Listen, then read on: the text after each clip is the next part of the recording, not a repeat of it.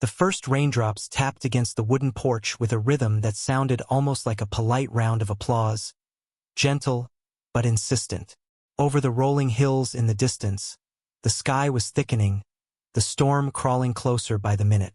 Mark Dalton wiped the sweat from his forehead with the back of his hand. The humid air clung to him like a wet sheet, but his saw continued its steady course through the damp pine beam. His muscles burned, but he didn't stop. The rain had soaked through the shoulders of his shirt, darkening the fabric, but Mark paid no mind. He didn't feel the ache in his arms anymore. All he could see was the fragile little house in front of him, barely standing. He knew in his gut it wouldn't survive the night if he didn't finish the job. Just a few feet behind him, leaning against the support post of the porch, stood a woman in a faded red summer dress. Her expression held no flirtation, no hesitation. Only a silent kind of gratitude that went far deeper than words. In her arms, peeking out from behind her legs, was a young girl, probably no more than 5 or 6 years old, clutching a worn-out stuffed bear so tightly it looked like it might burst at the seams. Before I tell you the rest of what happened that night, let me ask you something. Do you believe that small acts of kindness can change the course of a life? If so, take a moment to leave a comment about the last time someone surprised you with their kindness. And if this story touches something in you, hit that like button, share it, and follow Whispers of Grace for more real and moving stories like this one. Mark had just wrapped up a delivery of lumber supplies when he spotted the sagging roof. It drooped at such an angle it practically begged passing drivers to slow down, like a wounded animal limping near the side of the road. Something about it made him uneasy. He could tell, even from the street, that 2 more days of steady rain would bring the whole thing crashing down. It wasn't his business. He didn't know who lived there, but Mark had grown up in a place where a leaky roof meant mildew in summer and brutal winters that left your bones aching. He remembered that fear all too well. He slowed to a stop, stepped out of his truck, and made his way up the uneven walkway. He knocked on the door, more out of instinct than plan. The woman who answered looked cautious, maybe even scared. Tall, probably in her early 30s, with long chestnut hair and eyes that held a quiet sort of strength, like someone who'd learned not to expect help. A small girl clung tightly to her leg, her big eyes studying Mark in silence. "Ma'am," Mark said, keeping his voice low and calm, "your roof's in trouble." She didn't speak right away. Her lips parted slightly, as though trying to find the words. He continued, "Storm's rolling in tonight. It's gonna tear that thing apart. I can't afford repairs right now," she finally said, voice thin and weary. Mark didn't press. He didn't ask questions. He took a step back and glanced up at the sagging eaves, then back at her. "I'm a carpenter," he said simply. "I can fix it." Her brow furrowed. "I just told you, I don't have money to pay." "I didn't ask for payment," he interrupted gently. And that's how he ended up on her porch, cutting, hammering, patching, as thunderclouds massed overhead like a curtain preparing to fall. The hours ticked by. The rain picked up, sheets of it rolling off the roof and soaking his back.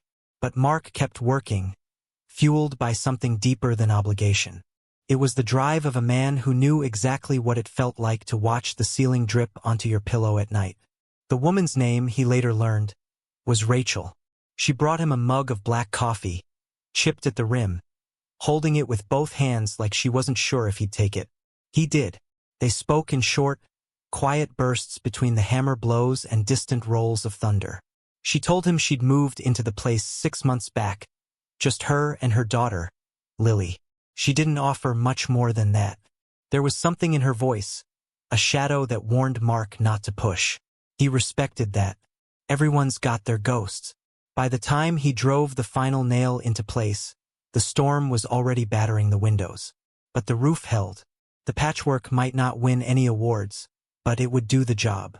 Mark climbed down from the ladder, his hands raw, boots caked in mud. "You're safe now," he told her simply. Rachel looked at him with an expression he couldn't quite name.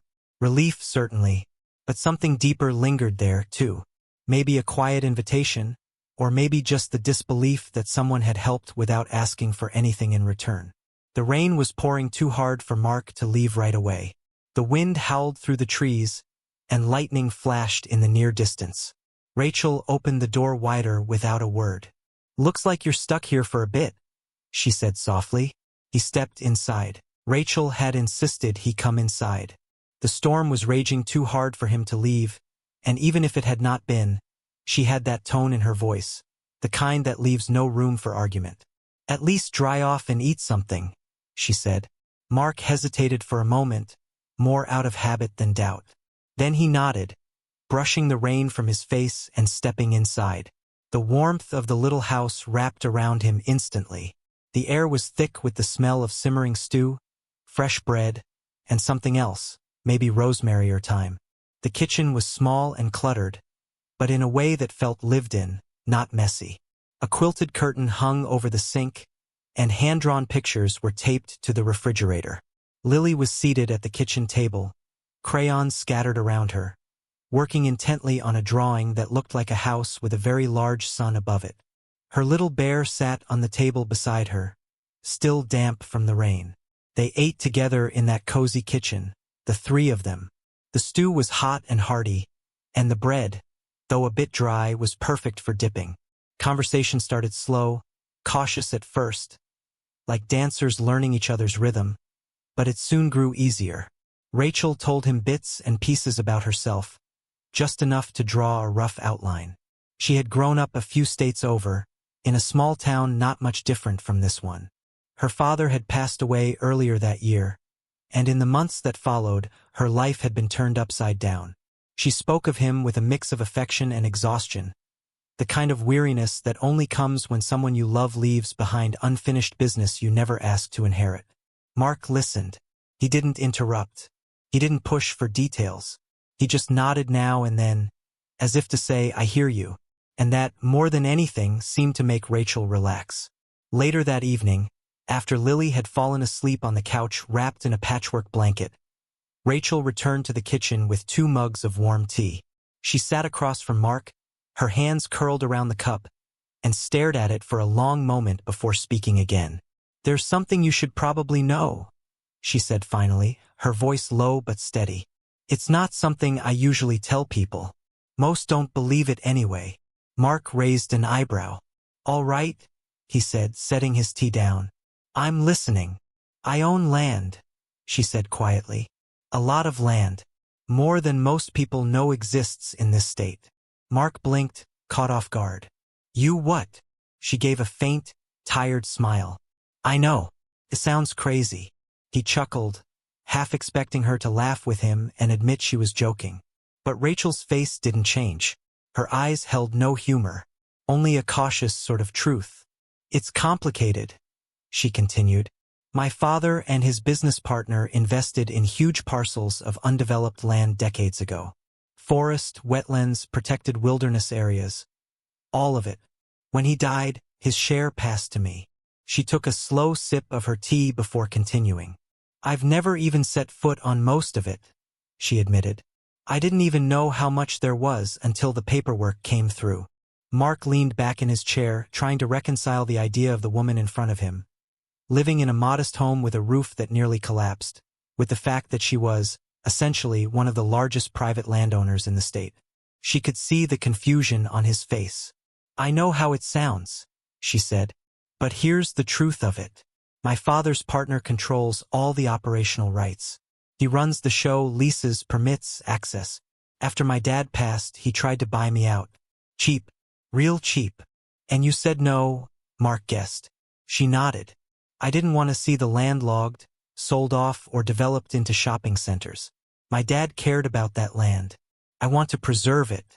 But saying no meant cutting myself off. "He froze me out financially. No profit. No power. No access to the accounts. And legal help." She gave a dry laugh. "Not cheap." Mark's jaw tightened. He wasn't the kind of man who got angry easily, but something about the situation made his blood stir. This wasn't just about a broken roof anymore. Over the next several days, long after the storm had passed and the sky had cleared, Mark kept coming back. Not to fix things, though there were still plenty of things that needed fixing, but for coffee, for conversation, and eventually for a plan. His years as a carpenter meant he knew people. surveyors, builders, even a retired attorney who still owed him a few favors. Piece by piece, they began to unravel the knot. Rachel's paperwork was a mess. Deliberately so, it seemed. Documents had been misplaced, clauses twisted. The business partner had money and lawyers on his side, and he had assumed Rachel would fold under pressure. But she didn't. Mark watched her closely during that time. She wasn't helpless. She wasn't fragile. She was deliberate and sharp. Strategic. She didn't throw punches, but she knew when to wait, when to push, when to strike. Her quiet resilience impressed him more than he let on. They faced plenty of obstacles. Threats hidden in legal letters. Mysteriously delayed documents. Even one night when someone parked outside her house for hours with the lights off. Mark started staying later after that. He never charged her for his time. Never asked for anything in return. Some things, he told her one night as they sorted through folders of legal jargon, you just do because they're right. And something shifted after that. 6 months later, after mounting legal pressure and some clever maneuvering, the partner caved.